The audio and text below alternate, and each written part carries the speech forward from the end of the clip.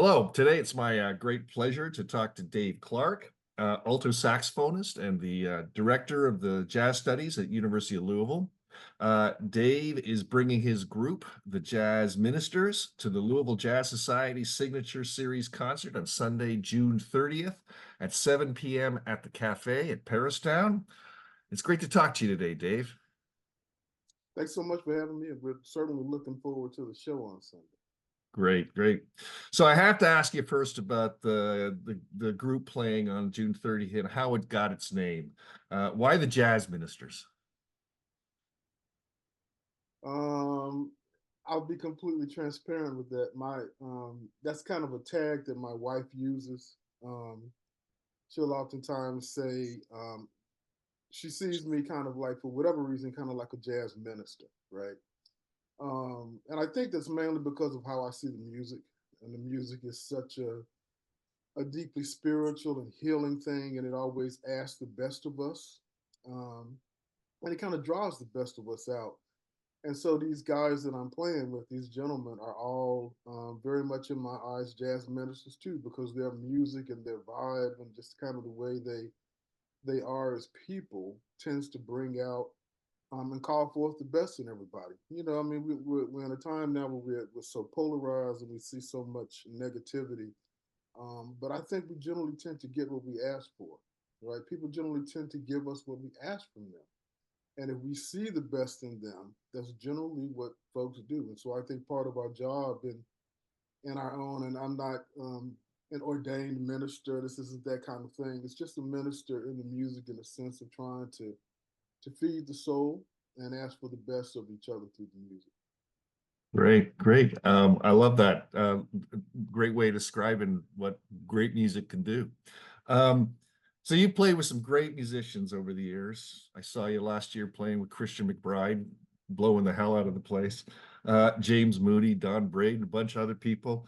Can you tell me a little about the musicians you brought together for the Jazz Ministers? Well, on trumpet, I have my colleague and brother in arms, Anson Banks. He teaches with me at the University of Louisville, and we've been playing together probably since Anson got to town. And we just kind of have a great connection and a great chemistry. He's a great guy and a fantastic player and educator, so he'll be playing trumpet.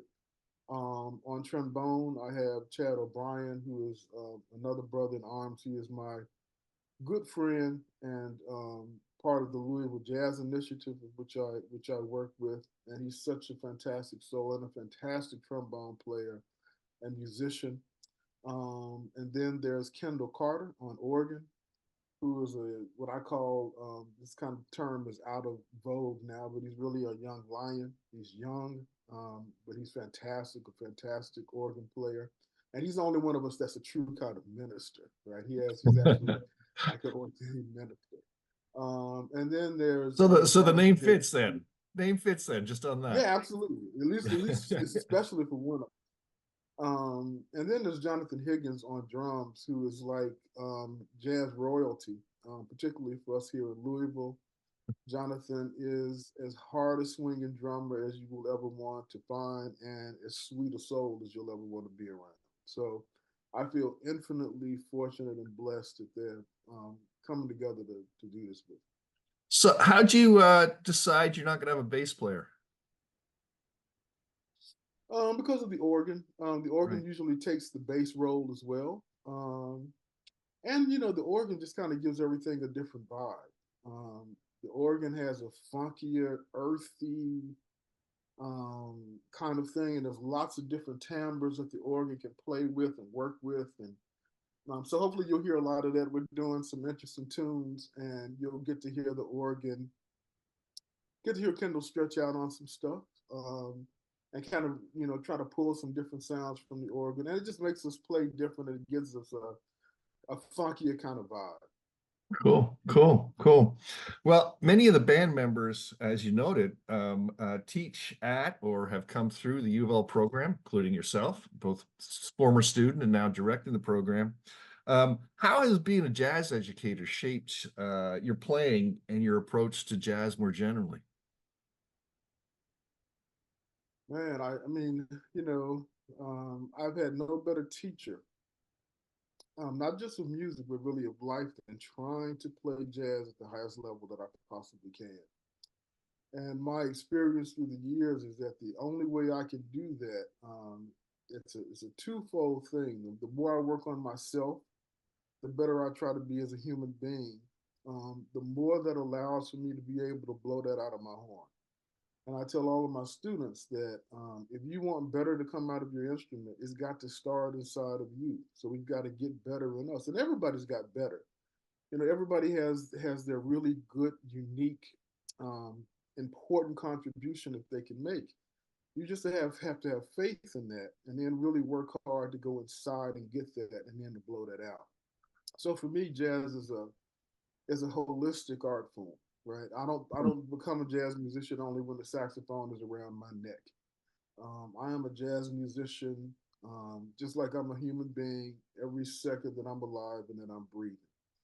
Um, so as far as the helping me, that's how it's helped me, and that's really kind of how I got into teaching jazz, is because I knew the great effect that it had on me just as a human being and a musician, and why not share that with other students, right? Nobody knows everything about everything, but what we can share with students is some guidance and some wisdom, and to, I like to say, walk the path with them, right beside them. I'm not on the mount of the stolen great information.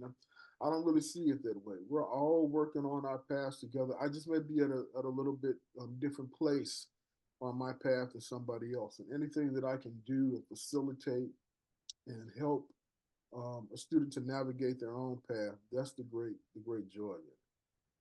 And that's a great philosophy for teaching in general, not just jazz. Mm. Yeah, yeah. Well, I mean, I've had some great I've had some great teachers, and I've had some great models of that. And so I understood the great effect that they had not only on me but all the other people around them. And once again, they saw the best in us. Oftentimes, when we didn't always give them a good reason to see the best in us, right? Yeah. But we see that they saw that anyway, and that's what they called for. Um, and that kind of becomes the torch. The music is, for me, is like a torch, and it is not. We work really hard to get the torch to be as bright as we possibly can get it, but we don't just get it bright so that we just look at the torch. It's everything else that the torch reveals to us. It kind of gives us an idea of the pathway. Um, so that's really kind of my whole thing with teaching, right? You work really, really hard to get at a just an extraordinarily high, excellent level. But you don't do it so that you just beat your chest and say, look at, listen to how great I am. You do that because it opens up a whole new world, not only for you, but hopefully for everybody else that gets to hear it. Yeah, yeah. Well, that speaks to some of the stuff you do outside the classroom, including the Louisville Jazz Initiative that you're director of now, I think at this point, right? And Yes. and can you tell me a little bit about the Louisville Jazz Initiative and what it's doing here in town? Well, the Jazz Initiative is first of all, it's intergenerational. There there are people involved who are older than me and who are a lot younger than me. We have middle school students who are, involved in the program, and we try to build community and set up ways so that we have this intergenerational kind of collaboration between people. And we're really concerned with the healing power that's in the music and the truth power and truth telling that's in the music. And we really just kind of try to take that out in the community, doing concerts, doing workshops. It's once again, it's that kind of holistic view of the music that it not only helps us to play better and sound better as musicians, but just exist as better people.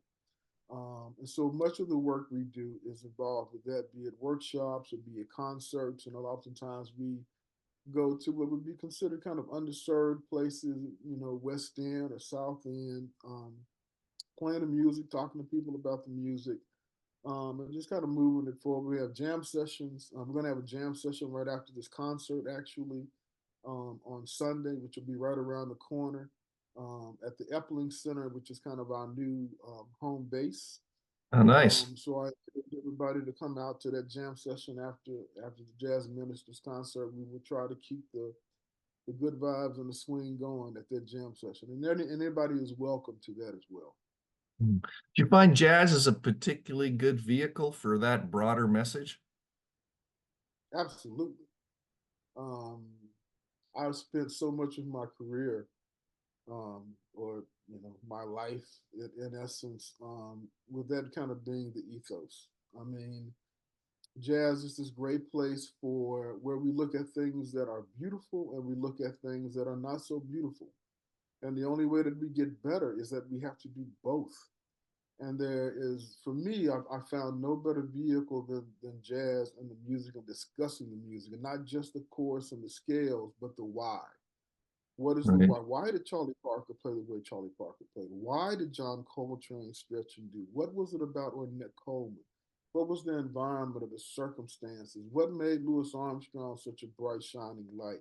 What was the driving force behind the notes and behind the scales and behind the chords and behind the rhythm? Um, it's kind of a I don't really want to deal with one without the other. And I think that the music gives a good avenue to look at, pull the curtain back at our own humanity. And kind of we start to ask those questions about what it is to be good human beings from there.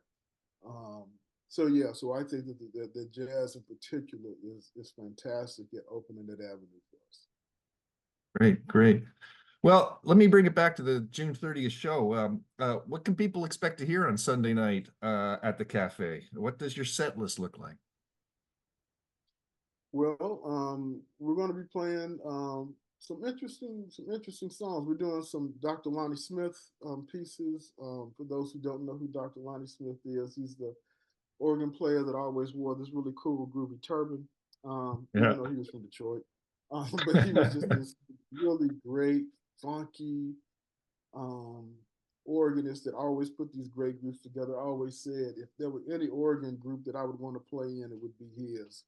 So we're doing a couple of tunes by him. We're doing a tune called Janine, which is not the Janine that we know from Cannonball Adderley, but it's his own composition. And then we're doing a treatment of a tune called Sweet Dreams by the Eurythmics that he kind of inspired, kind of a funkier, ethereal and funky at the same time kind of take on that song. So we'll be doing that. A Jimmy McGriff tune that's super funky called Vicky that will swing as hard as possible. And we're doing a really kind of interesting arrangement of Monk's Crepuscule with Nelly, which is a very kind of beautiful but unusual as usual with Monk kind of Yeah. song. So we got a lot of really cool things kind of It lined up. sounds like you given a lot of room here for Kendall to shine. Oh, absolutely. I mean, for all of the cats. I mean, this would be a great concert to come and see. And I don't even have to be in the room. I mean, these cats can all just play fantastic. And when we get together, we have a really good time. I mean, the thing is that the great hope is that when everybody leaves, they feel infinitely better than they did than when they got there. That's the whole act of the ministry, right? Right. Is to get to the best parts of ourselves and have everybody leave feeling good, and hopefully you leave feeling better, and you stay in that space and you kind of try to live better. You're trying to stay in that joy and stay in that good feeling all the way We're glad you're in the room too, I gotta say. through. I appreciate you. Yeah. Well, thank you so much for talking to me today, Dave. I think it's going to be a great show on Sunday night. Remember, Dave Clark and the Jazz Ministers will be playing at the cafe on Sunday, June 30th at 7 p.m. As part of the Louisville Jazz Society Signature Series. Make sure to get your tickets. The shows have been regularly selling out, and I expect this will be another one of those. You can get your tickets at louisvilljazz.org. Thanks again, Dave.